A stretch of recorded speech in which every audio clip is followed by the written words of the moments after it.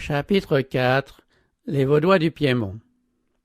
Les ténèbres qui régnèrent sur la terre au cours de la longue période de la suprématie papale ne réussirent pas à éteindre complètement le flambeau de la vérité.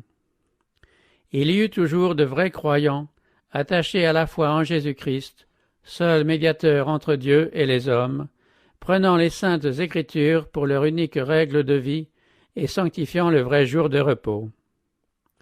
Jamais on ne saura ce que le monde doit à ces hommes.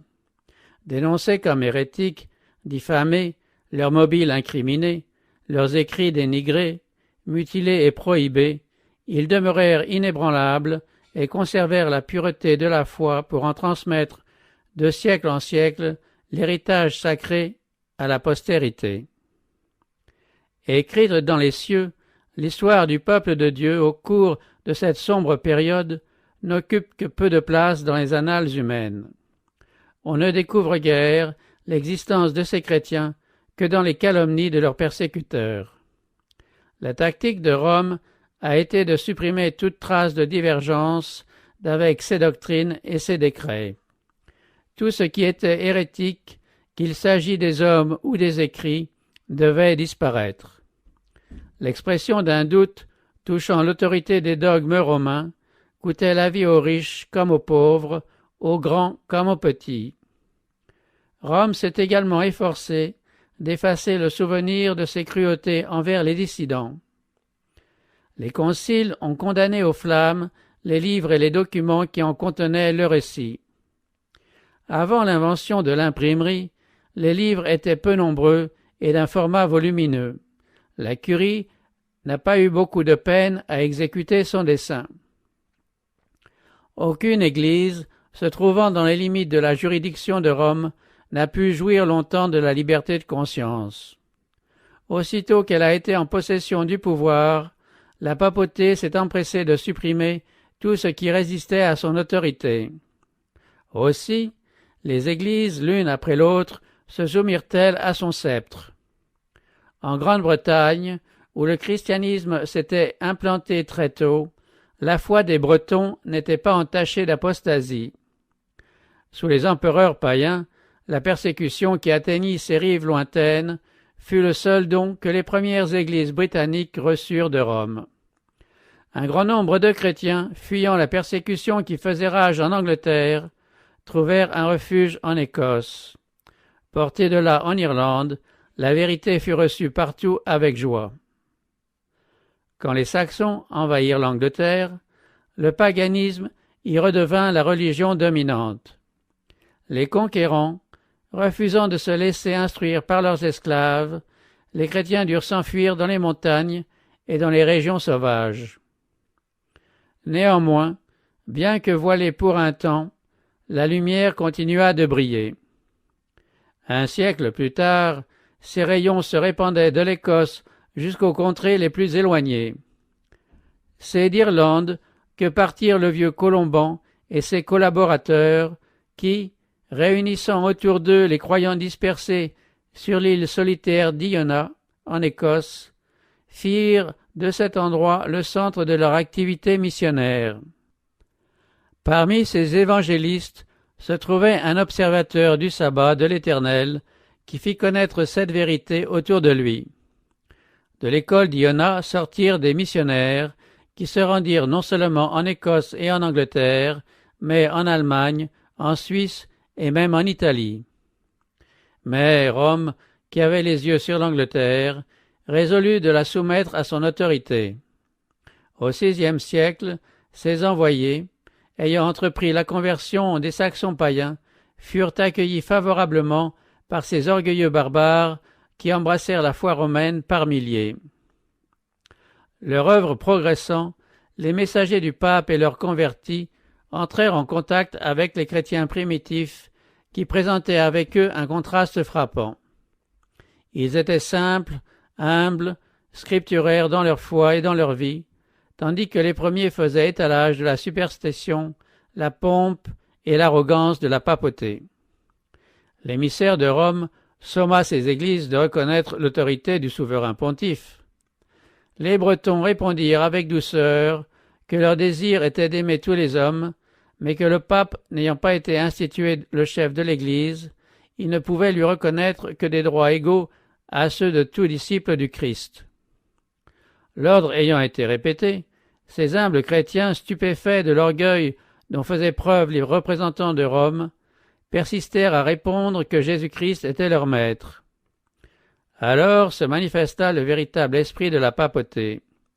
Le chef de la délégation romaine s'écria « Si vous ne voulez pas recevoir des frères qui vous apportent la paix, vous subirez des ennemis qui vous apporteront la guerre. Si vous ne voulez pas annoncer avec nous aux Saxons le chemin de la vie, vous recevrez de leurs mains le coup de la mort. » Ces menaces n'étaient pas vaines. La violence, l'intrigue et la fraude furent mises en œuvre contre les témoins de la vérité évangélique jusqu'à ce que les églises d'Angleterre fussent détruites ou soumises à l'autorité du pape. Dans d'autres pays, situés en dehors de la juridiction de Rome, vivaient des groupes de chrétiens qui avaient presque complètement échappé à l'apostasie papale. Entourés de païens, ils avaient, au cours des siècles, accepté quelques-unes de leurs erreurs, mais ils continuaient de considérer le Saint-Livre comme leur unique règle de foi et de vie, et restaient fidèles à bon nombre de ses enseignements. Ces chrétiens croyaient à la perpétuité de la loi de Dieu et observaient le repos du 4e commandement. On trouvait des églises de ce type en Afrique centrale et parmi les Arméniens de l'Asie mineure. Les Vaudois du Piémont sont les mieux connus parmi ceux qui résistèrent aux séductions de Rome. C'est dans le pays même où la papauté avait établi le siège de son autorité qu'elle rencontra la résistance la plus ferme et la plus constante. Les églises du Piémont maintinrent leur indépendance durant des siècles, mais le temps vint où Rome exigea leur soumission. Après une lutte stérile contre sa tyrannie, les chefs vaudois reconnurent à contre-cœur la suprématie d'un pouvoir auquel le monde entier semblait rendre hommage. Néanmoins, une minorité déterminée à rester fidèle à Dieu et à conserver la pureté et la simplicité de sa foi refusa de reconnaître l'autorité du pape et des prélats. Une scission eut lieu. Des partisans de l'ancienne foi quittèrent leur patrie alpestre et allèrent porter ailleurs leurs croyances. D'autres se réfugièrent dans les cavernes des montagnes, où ils conservèrent la liberté d'adorer Dieu. La foi pratiquée et enseignée pendant des siècles par les chrétiens vaudois formait un contraste frappant avec les erreurs de Rome. Elle était fondée sur la parole de Dieu, source du vrai christianisme. Ces humbles paysans, vivant loin du monde, dans leurs retraites sauvages, absorbés par le soin de leurs troupeaux et de leurs vignes, n'étaient pas de même parvenus à la vérité qu'ils opposaient aux hérésies et aux dogmes de l'Église apostate. Cette vérité n'était pas une accusation récente. Ils l'avaient héritée de leur père, et ils luttaient pour conserver la foi de l'Église apostolique, la foi qui a été transmise aux saints une fois pour toutes. L'Église du désert, et non l'orgueilleuse hiérarchie trônant dans la capitale du monde, constituait la véritable Église du Christ, gardienne de la précieuse vérité confiée au peuple de Dieu pour l'humanité. Quand Rome s'était séparée de la véritable Église, elle avait surtout obéi à sa haine pour le sabbat des Écritures. Conformément à la prophétie, la puissance papale avait jeté la vérité par terre. La loi de Dieu avait été foulée aux pieds et les traditions et coutumes des hommes avaient été élevées à sa place. Les églises qui admettaient l'autorité du pape avaient été de bonne heure contraintes d'honorer le dimanche. Environnés par l'erreur et la superstition, plusieurs enfants de Dieu avaient été si troublés que, tout en observant le sabbat, ils s'étaient abstenus de travailler le dimanche. Mais cela ne satisfaisait pas la papauté. Elle exigeait non seulement que le dimanche fût sanctifié, mais que le samedi fût profané, et elle dénonçait dans les termes les plus violents ceux qui osaient l'honorer. Ce n'est qu'en fuyant pour échapper à l'autorité de la papauté qu'il était possible d'obéir à la loi de Dieu. Les Vaudois du Piémont furent parmi les premiers en Europe à posséder une traduction des Saintes Écritures. Des siècles avant la Réformation, ils avaient une Bible manuscrite en leur propre langue.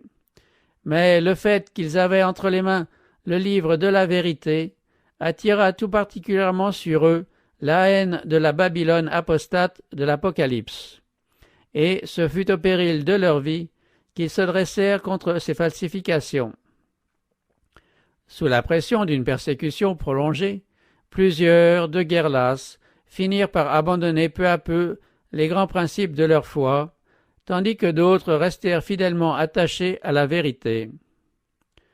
Pendant des siècles de ténèbres et d'apostasie, conservant leur foi en face de l'opposition la plus féroce, ils refusèrent de reconnaître la suprématie papale, dénoncèrent le culte des images comme une idolâtrie et observèrent le vrai jour de repos.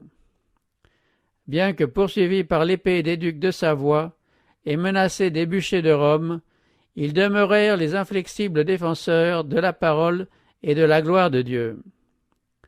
C'est à l'abri des pics altiers de leurs montagnes, asile séculaire des opprimés et des persécutés, que les Vaudois trouvèrent un lieu de refuge et que la lumière de l'Évangile continua de briller au milieu des ténèbres du Moyen Âge.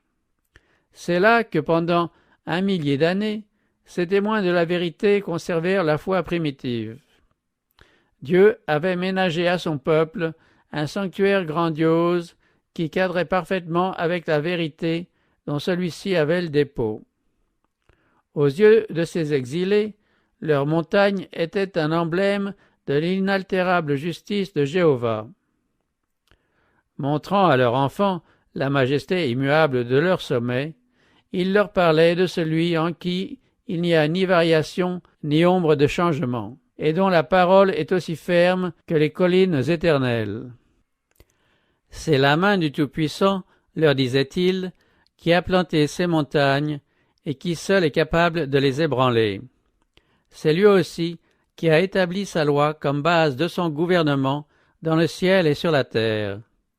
Le bras de l'homme peut s'abattre sur son semblable et lui ôter la vie, mais il serait aussi difficile à ce même bras de déraciner les montagnes et de les précipiter dans la mer que de changer un iota ou un trait de la loi de Jéhovah, ou de supprimer la moindre des promesses laissées à ceux qui font sa volonté. Il faut donc que votre attachement à sa loi soit aussi inébranlable que les rochers. Les monts qui entouraient leurs humbles vallées étaient un témoignage permanent de la puissance créatrice de Dieu et une assurance constante de ses soins. Aussi, ces pèlerins apprenaient-ils à aimer les symboles silencieux de la présence de Jéhovah. Ils ne se plaignaient nullement de leur pénible sort, et jamais ils ne se sentaient seuls dans leur sauvage solitude. Ils remerciaient Dieu de leur avoir préparé un asile contre la fureur et la cruauté des hommes, et appréciaient le privilège de pouvoir adorer librement leur Créateur. Souvent poursuivis par leurs ennemis, ils trouvaient une sûre protection dans leurs montagnes. Du haut des rochers inaccessibles, ils faisaient entendre des chants d'action de grâce que les armées de Rome ne pouvaient faire cesser. La piété de ces disciples du Christ était pure, simple, fervente. Ils attachaient plus de prix aux principes de la vérité qu'à des maisons, à des terres, voire à leurs amis, à leurs parents, à leur propre vie. Et ils s'efforçaient d'inculquer ces principes à la jeunesse. Dès leur âge le plus tendre, les enfants acquéraient la connaissance des saintes lettres et apprenaient à considérer comme sacrés les droits de la loi de Dieu. Et, comme les exemplaires du Saint-Livre étaient rares, ils engravaient les paroles dans leur mémoire. Plusieurs pouvaient répéter par cœur des portions considérables de l'Ancien et du Nouveau Testament.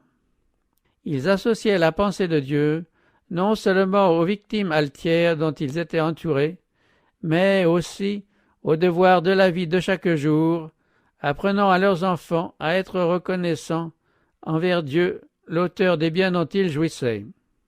Si tendres et affectueux que fussent les parents, ils aimaient trop sagement leurs enfants pour les laisser s'accoutumer à une vie facile. Ces jeunes gens avaient la perspective d'une vie d'épreuve et de renoncement qui pouvait se terminer par le martyre. Dès leur enfance, ils étaient accoutumés à endurer des privations et à se soumettre à l'autorité paternelle. Ils apprenaient aussi très tôt à porter des responsabilités, à ne parler qu'avec circonspection et à connaître la valeur du silence. Une parole inconsidérée, prononcée devant leurs ennemis, pouvait mettre en danger non seulement la vie de celui qui la proférait, mais aussi celle de centaines de ses frères, tant les ennemis de la vérité, semblables à des loups affamés, poursuivaient sans relâche ceux qui osaient manifester librement leur foi. Les Vaudois, ayant sacrifié à la vérité toute prospérité terrestre, demandaient péniblement leur pain quotidien au sol de leurs montagnes. Chaque pouce de terre cultivable, jusque dans les combes et les ravins, était utilisé. Une vie de stricte économie et de renoncement faisait partie de l'éducation que recevaient les enfants comme unique héritage. On leur enseignait que, conformément au dessein de Dieu, la vie est une discipline, et qu'ils ne pouvaient subvenir à leurs besoins que par le travail personnel, la prévoyance, l'économie et la foi en Dieu. C'était un régime laborieux et pénible, mais sain et convenant à l'homme déchu. L'école voulue de Dieu en vue de son éducation et de son développement moral. Mais, tout en accoutumant la jeunesse au travail et aux privations, on ne négligeait pas sa culture intellectuelle. On lui apprenait que toutes ses facultés appartiennent à Dieu et qu'il lui incombe de les développer en vue de son service. Par leur pureté et leur simplicité, les églises vaudoises rappelaient l'Église des jours apostoliques. Rejetant l'autorité des papes et des prélats, elles ne reconnaissaient comme leur règle suprême et infaillible que le texte des Saintes Écritures. Contrairement aux prêtres de Rome, leurs pasteurs suivaient l'exemple du Maître qui était venu non pour être servi, mais pour servir. Ils paissaient le troupeau de Dieu et le conduisaient au vert pâturage de sa parole. Loin de la pompe et de l'orgueil des hommes, on s'assemblait, non pas dans des temples luxueux ou dans de magnifiques cathédrales, mais à l'ombre des monts, dans quelques combes alpestres, ou encore, en cas de danger, dans quelques cavernes de la montagne, pour y écouter la parole de la vérité. Le pasteur ne se contentait pas de prêcher l'Évangile, il visitait les malades, instruisait les enfants, reprenait les égarés, s'efforçait d'aplanir les différends et de maintenir la concorde et l'amour fraternel. En temps de paix, le barbe, comme on l'appelait, était entretenu par les offrandes volontaires des fidèles. Mais, comme Paul, le faiseur de tentes, il apprenait quelques métiers ou professions pour subvenir le cas échéant à ses propres besoins. Les pasteurs servaient en outre d'instituteurs. Sans négliger les connaissances générales, ils donnaient la première place à la Bible dans leur programme d'études. On y apprenait par cœur les évangiles de saint Matthieu et de saint Jean, ainsi que plusieurs épîtres. On s'y occupait aussi à copier la parole de Dieu. Certains manuscrits contenaient cette parole tout entière, d'autres seulement une partie, à laquelle ceux qui en étaient capables ajoutaient de simples commentaires. C'est ainsi que des trésors de vérité sortaient de l'obscurité dans laquelle les avaient si longtemps maintenus ceux qui cherchaient à s'élever au-dessus de Dieu. Par un travail inlassable, accompli parfois dans de profondes et sombres cavernes et à la lumière des torches, l'Écriture sainte était transcrite, verset par verset, chapitre par chapitre, et la vérité révélée, plus étincelante que l'or le plus pur, brillait d'un éclat accru par les épreuves que ces vaillants ouvriers avaient subies pour elle. Satan avait inspiré à la papauté la pensée d'enfouir la vérité sous les décombres de l'erreur et de la superstition. Au lieu de cela, elle fut, au cours de ces longs siècles de ténèbres, miraculeusement conservée dans son intégrité, portant non pas le sceau de l'homme, mais celui de Dieu. on s'est efforcé d'obscurcir le sens clair et simple de l'Écriture et de la mettre en contradiction avec elle-même.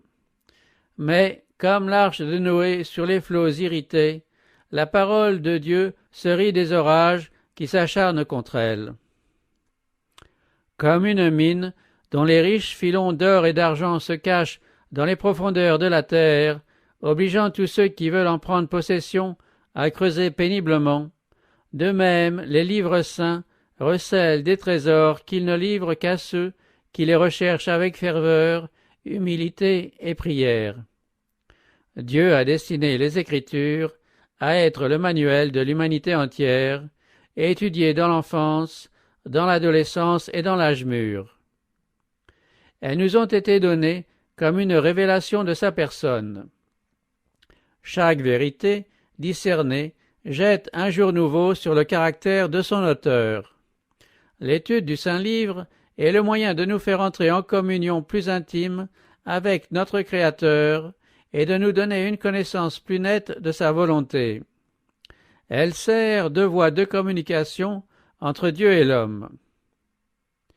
Alors que les Vaudois considéraient la crainte de l'Éternel comme le commencement de la sagesse, ils ne méconnaissaient pas, dans le développement des facultés intellectuelles, l'importance de leur relation avec le monde extérieur, de la connaissance des hommes et de la vie active.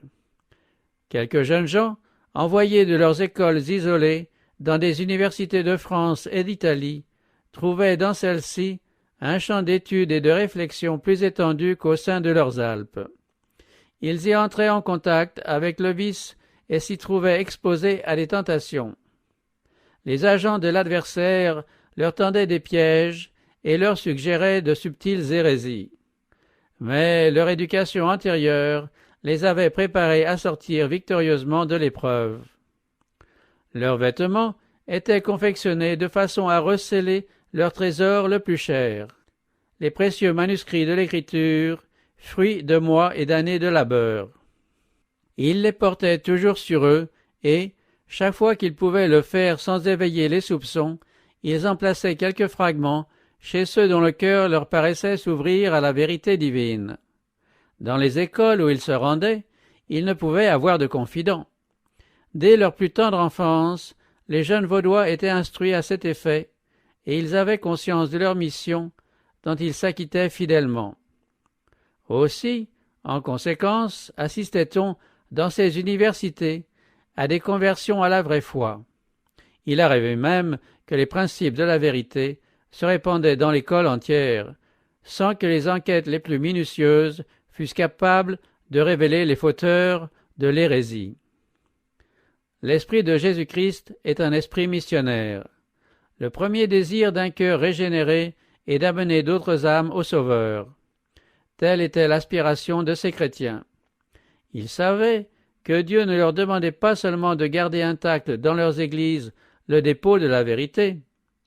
Ils portaient la responsabilité solennelle d'éclairer ceux qui croupissaient dans les ténèbres. Aussi s'efforçaient-ils, par la puissance de la parole de Dieu, de briser les chaînes que Rome avait forgées. Les pasteurs vaudois étaient appelés à être missionnaires.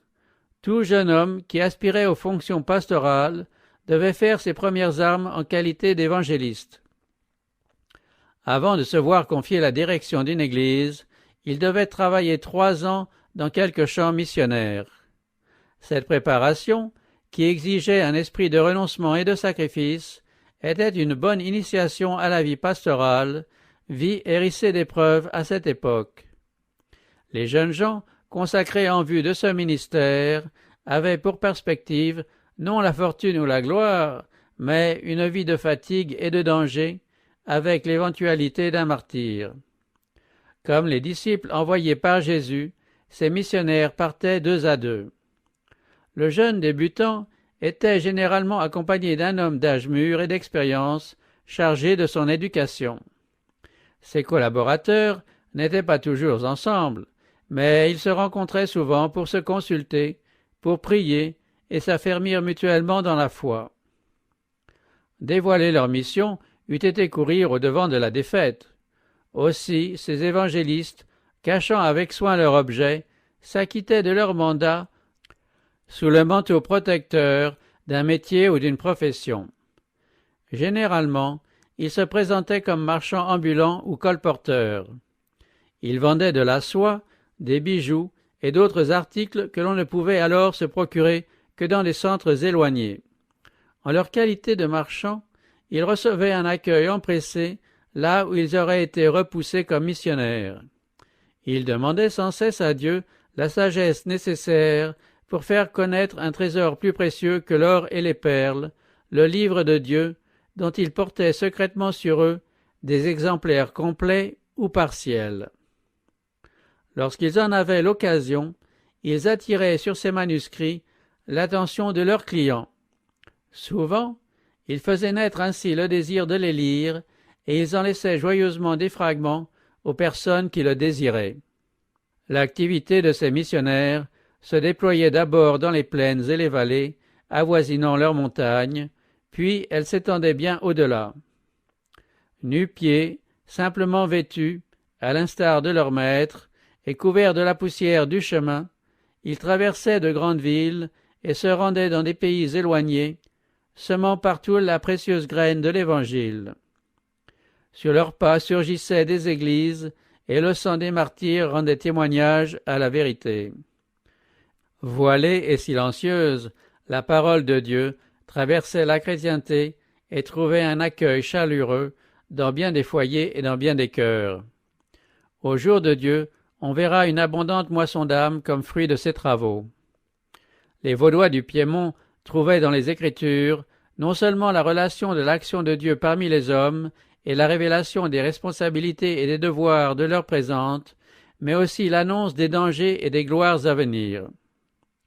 Convaincus de l'imminence de la fin du monde, ils étudiaient la parole de Dieu avec prière et avec larmes, et étaient toujours plus pénétrés de l'importance de ces précieuses déclarations, et déterminés à faire connaître à d'autres ces vérités salutaires. Ils voyaient dans ces pages un clair exposé du plan du salut, et puisaient dans leur foi en Jésus la consolation, l'espérance et la paix. Aussi aspiraient-ils à faire resplendir dans l'esprit des victimes de l'erreur la lumière qui illuminait leur entendement et réjouissait leur cœur. À l'école du pape et des prêtres, des multitudes s'efforçaient en vain d'obtenir le pardon de leurs péchés par des mortifications. Comme on leur avait appris à chercher la paix de leur âme dans les bonnes œuvres, le sentiment de leurs péchés et la crainte de la colère de Dieu les poussaient à violenter leur corps et leur esprit, sans jamais trouver le moindre soulagement. Nombreux étaient ceux qui abandonnaient parents et amis pour aller terminer leurs jours dans un couvent. Par des jeûnes répétés, de cruelles flagellations, de longs prosternements sur les dalles de pierre de leurs cellules, par de lointains pèlerinages ou d'humiliantes pénitences allant jusqu'à la torture, des milliers essayaient en vain d'obtenir la paix de l'âme. Accablés par le souvenir de leurs péchés, tremblant à la pensée de la colère de Dieu, un grand nombre d'entre eux, à bout de force, descendaient dans la tombe sans un seul rayon d'espérance. À ces cœurs affamés, les Vaudois languissaient de rompre le pain de vie, de montrer les messages de paix renfermés dans la parole de Dieu, pour les conduire à Jésus, leur unique espérance de salut. Ils voyaient clairement la fausseté de la doctrine, selon laquelle les bonnes œuvres peuvent expier les transgressions de la loi divine. Se reposer sur des mérites humains, c'était voiler l'amour infini de celui qui est mort pour nous. Si Jésus s'est offert en sacrifice, c'est parce que notre race déchue ne peut rien faire qui la recommande aux yeux de Dieu. Les mérites d'un Sauveur crucifié et ressuscité forment la base de la foi chrétienne. Les enseignements de l'Église avaient dépeint Dieu et son Fils comme des êtres durs, sombres, inaccessibles. Selon cette doctrine, le Sauveur a si peu de sympathie pour l'être humain que nous sommes réduits à avoir recours à la médiation des prêtres et des saints. Aussi, ces messagers éclairés par la parole de Dieu brûlaient-ils du désir de faire connaître un Sauveur, compatissant, dont les bras ouverts invitent le pécheur à lui apporter son fardeau, ses soucis, sa lassitude. Ils avaient hâte d'enlever les obstacles accumulés par Satan pour empêcher les hommes d'aller à Dieu directement pour lui confesser leurs péchés et obtenir le pardon et la paix. Aussi, avec quel empressement le missionnaire vaudois dévoilait-il aux âmes angoissées les consolantes vérités de l'Évangile. Prudemment, il leur lisait les précieux manuscrits de l'Écriture. Sa plus grande joie était de faire briller l'étoile de l'espérance dans des cœurs qui ne connaissaient qu'un Dieu vindicatif et impitoyable. Les lèvres tremblantes et les yeux humides d'émotion, quelquefois à genoux, il parlait à ses frères des douces promesses d'espérance. La lumière de la vérité entrait ainsi dans bien des âmes, rayon bienfaisant du soleil de justice, dissipant l'obscurité. Souvent l'auditeur, voulant se convaincre qu'il avait bien entendu, invitait le missionnaire à relire plusieurs fois certaines portions de l'Écriture. On aimait tout spécialement entendre répéter ces passages. Le sang de Jésus, son Fils, nous purifie de tout péché.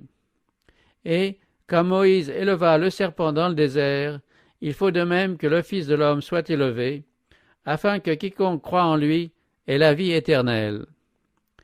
Plusieurs comprenaient la véritable nature des prétentions de Rome en voyant l'inutilité de la médiation des hommes en faveur du pécheur. À mesure que la lumière se levait sur eux, ils s'écriaient avec allégresse « Jésus-Christ est mon prêtre, son sang est mon sacrifice, son autel est mon confessionnal. » Plaçant toute leur confiance dans les mérites du Sauveur, ils répétaient « Sans la foi, il est impossible de lui être agréable.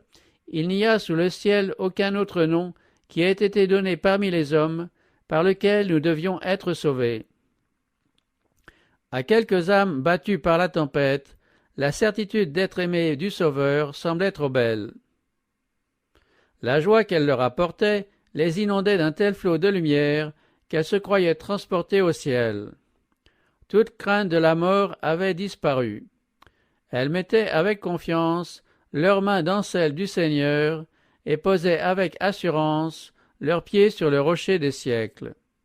Elles pouvaient désormais, s'il le fallait pour glorifier le nom de leur Rédempteur, affronter avec joie la prison et le bûcher. La parole de Dieu faisait son œuvre dans l'ombre. On la lisait en secret, parfois à une seule personne, parfois devant un petit groupe affamé de lumière et de vérité. On passait souvent la nuit entière à la méditer. L'étonnement et l'admiration des auditeurs étaient si grands que le lecteur devait quelquefois interrompre sa lecture jusqu'à ce qu'on eût bien saisi la bonne nouvelle du salut. Et il arrivait souvent aux missionnaires d'entendre des exclamations comme celle-ci: « Dieu m'acceptera-t-il réellement comme son enfant? Me sourira-t-il à moi? Me pardonnera-t-il à moi ?» Et la parole répondait: « Venez à moi, vous tous qui êtes fatigués et chargés, et je vous donnerai du repos. » Par la foi, l'auditeur s'emparait de la promesse et s'écriait joyeusement: « Plus de pèlerinage, plus de longs voyages au lieu saint. Tel que je suis, pécheur et impur, je puis aller à Jésus, assuré qu'il ne refuse pas la prière de l'âme repentante. Il me dira: « Tes péchés sont pardonnés. » Mes péchés, oui, les miens, peuvent être pardonnés. Les ondes d'une joie sacrée, faisant alors palpiter les cœurs, le nom de Jésus était glorifié par des louanges et des actions de grâce. Heureux, les gens rentraient chez eux pour raconter de leur mieux à leur entourage comment ils avaient trouvé le vrai chemin.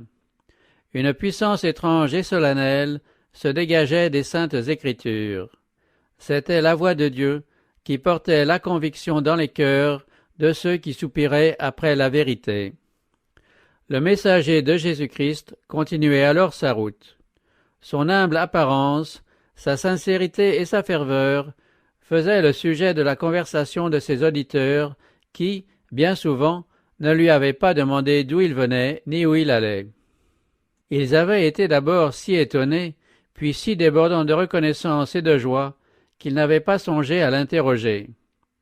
Et, quand il l'avait sollicité de les accompagner chez eux, L'ambassadeur du Christ avait répondu qu'il devait visiter les brebis perdues du troupeau. Et l'on se demandait si ce n'était pas un ange du ciel. Il arrivait fréquemment qu'on ne revoyait plus l'étranger. Il s'était rendu dans un autre pays, où il terminait ses jours dans quelque prison inconnue, ou bien encore ses ossements blanchissaient à l'endroit où il avait rendu témoignage à la vérité. Mais il était impossible de détruire les paroles qu'il avait semées sur son passage. Elles faisaient leur œuvre dans les cœurs. Le jour du jugement seul en révélera tous les bienheureux effets. Les missionnaires vaudois envahissaient le royaume de Satan. Les chefs de l'Église se rendaient compte que ces humbles prédicateurs itinérants mettaient leur cause en danger, et, pour la sauver, ils excitèrent les craintes de leurs agents et les engagèrent à surveiller de plus près les activités de ces évangélistes. Si on laisse, disait-il, de telles erreurs se répandre librement, les gens s'adresseront directement à Dieu, et, avec le temps, la suprématie de Rome s'effondrera.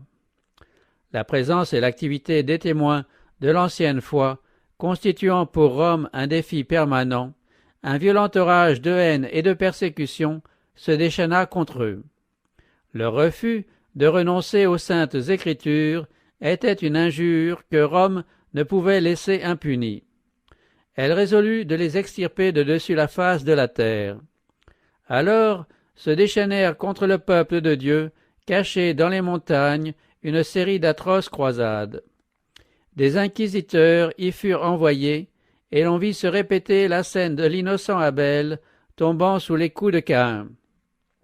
À plusieurs reprises, les terres fertiles de cette population innocente et industrieuse furent réduites en désert. Ses chapelles furent démolies et ses foyers anéantis. De même que la vue du sang excite la rage du fauve, la fureur des persécuteurs s'alimentait des souffrances mêmes de leurs victimes.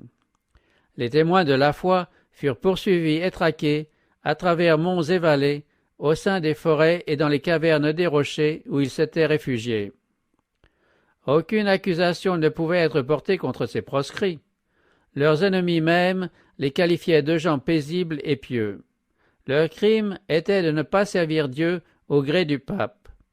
Et pour cette seule raison, ils furent abreuvés de toutes les humiliations, de toutes les injures et de toutes les tortures que les hommes et les démons purent inventer.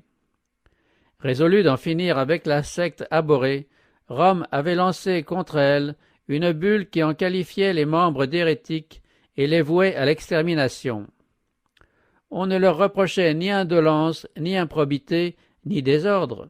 On déclarait au contraire qu'ils avaient une apparence de piété et de sainteté propre à séduire les brebis du vrai bercail. En conséquence, le pape décrétait que si cette secte pernicieuse et abominable refusait d'abjurer, elle serait écrasée comme un serpent venimeux. Le hautain pontife ne savait-il pas que ces paroles étaient enregistrées dans les livres du ciel et qu'il devrait en rendre compte au jour du jugement?